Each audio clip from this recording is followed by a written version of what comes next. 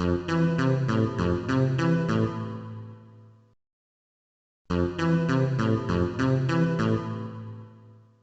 folks, we're on to our third and final panel of today, and that panel is themed on power or powerlessness practices and conventions. So without further ado, I will pass over to our first speaker, and that is Zoe Oliver-Watts.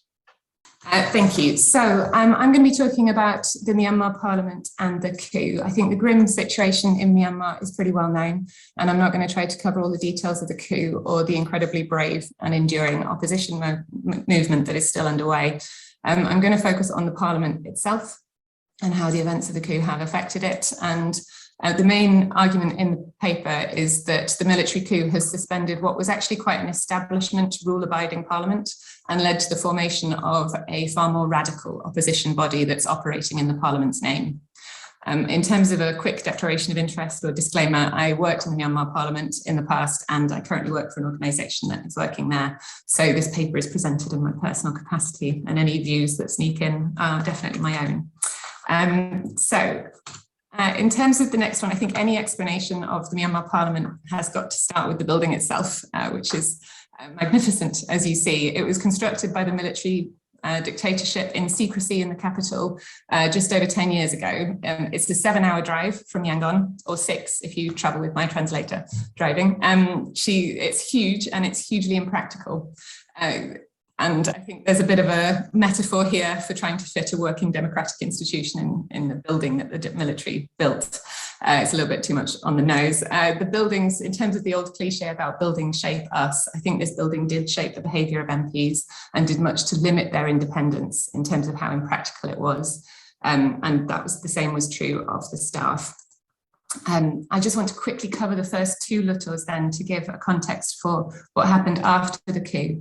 The first one was formed in 2011. It was elected, but the main opposition party, the National League for Democracy, boycotted the election because Aung San Suu Kyi was still in detention. So the military-aligned USDP held a big majority. This parliament did a lot to adopt the rules, the practices of a working parliament, which was a huge step forward after so many years of dictatorship.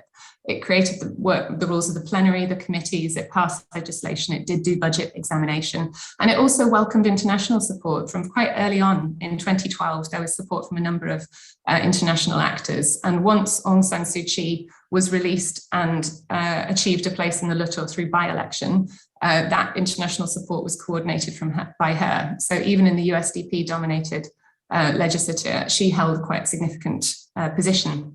There was also a very activist speaker, some say personally ambitious, who permitted the use of the plenary and parliamentary questions to ask quite challenging things of the government, including questions about military campaigns against the Rohingya in 2012 and 2014. So even on very controversial topics. The second Luto, though, did not deliver many of those people back. Only 13% made it back into the Luto because the NLD took part for the first time. So it was really the first democratically elected parliament, and they won a landslide and control of all the leadership positions. There was, I think the institutional progress could be said to have accelerated during this parliament. They got a lot more international support, obviously under a democratic system. Transparency and communication with citizens was increased. They now have a website, they published their agenda, for example. Committee research and scrutiny got going. They ran their first inquiries during this parliament.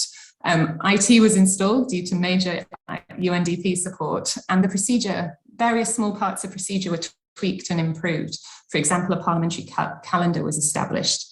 I think overall, so the institutional reform during this parliament was generally deemed a success. This is a quotation from Renaud Egretot, who was a French academic working on the Myanmar Parliament. And you can see that he was saying in these first 2 Lutos, they really reappropriated parliamentary procedures and rediscovered these legislative mechanisms, which is no small thing. However, I think you could argue that political progress did not keep pace. And I'm starting with an illustration here, like the building, in terms of how much these things were shaping MPs' behaviour. MPs in Myanmar, on the whole, accepted a level of control of their actions that their peers elsewhere, I think, might have found intolerable. What you see here are the buses that took the MPs at scheduled times to and from their municipal guest houses, where they were required to stay. in Naypyidaw, in the capital. The guest houses were not luxurious and the buses were not optional. So their level of control over where they were going and when was highly circumscribed for the entire parliaments, both parliaments. So to that extent, I think one thing that was surprising for many is how much the National League for Democracy, when it did take over in the second term, did not try to change many of these controlling rules in the parliaments. Actually, they embraced and reinforced these rules. So you see here from the Myanmar Times, this was 2016, very early on in their parliament, dissent was immediately discouraged by the NLD leadership, and MPs were told not to embarrass the new civilian government with challenging questions. As a result, things like parliamentary questions move from being about policy. You see a lot more of them being about constituency issues in the second parliament and things on which they were petitioning for government support.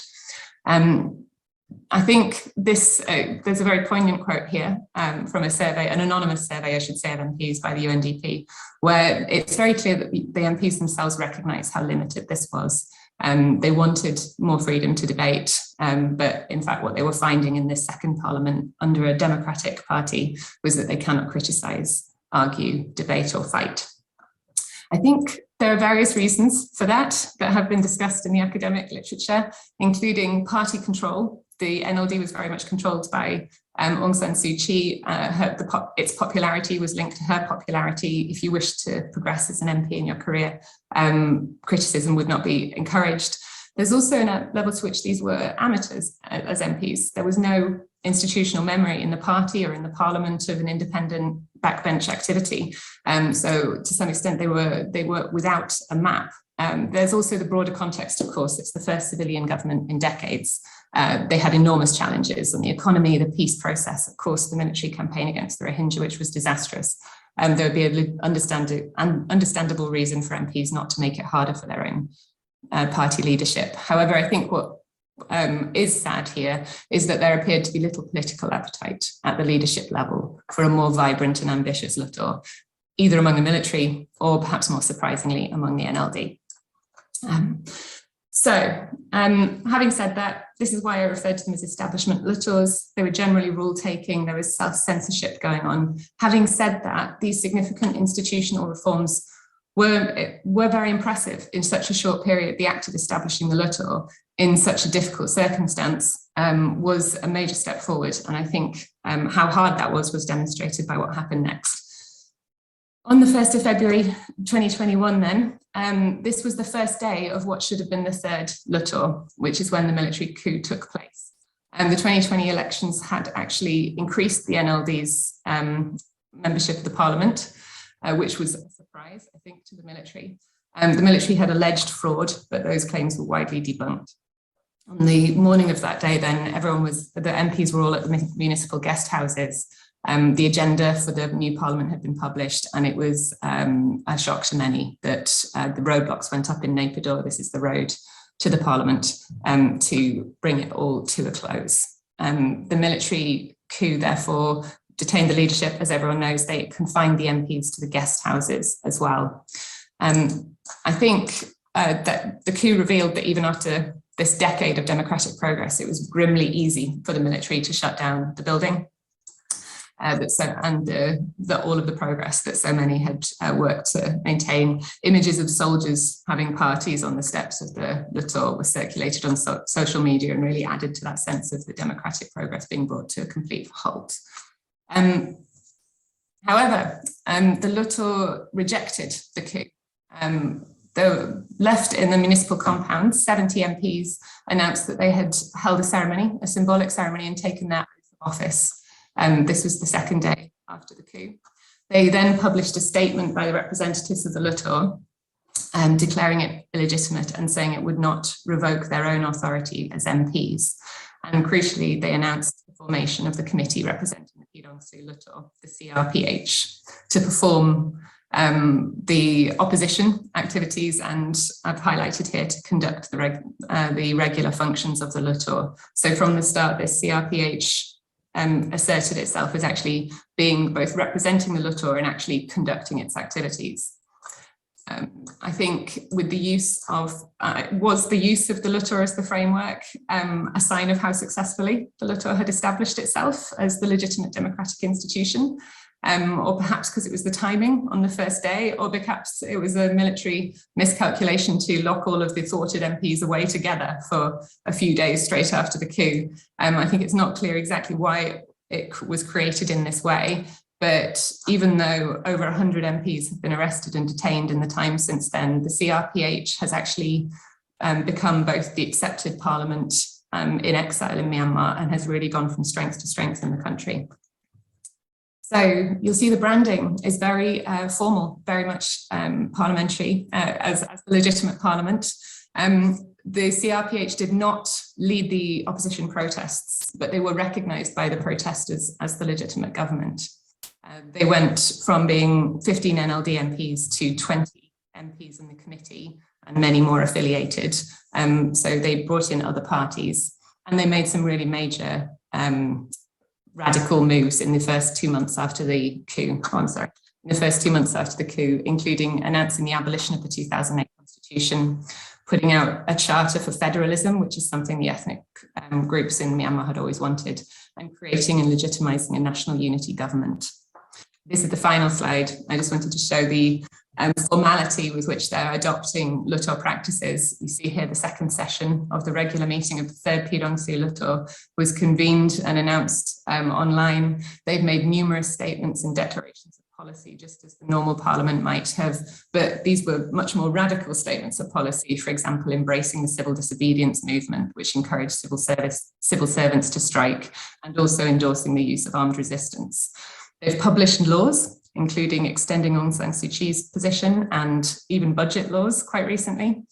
So they're taking on that very formal role. I think it's interesting to see how they are using parliamentary procedure to add legitimacy to these proceedings, but at the same time, they are able to be much more radical outside of the actual Luthor itself, and of course in this revolutionary context.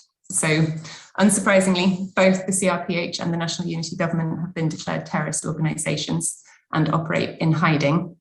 But I think the CRPH, or I hope the CRPH and its supporters, show that Myanmar's commitment to parliamentary democracy is not as easily shut down as the parliamentary building was. And while they're using the legitimacy of the parliament to frame themselves, I hope that they are also creating precedent for a more challenging version of Myanmar's parliament in its future democracy. Thanks.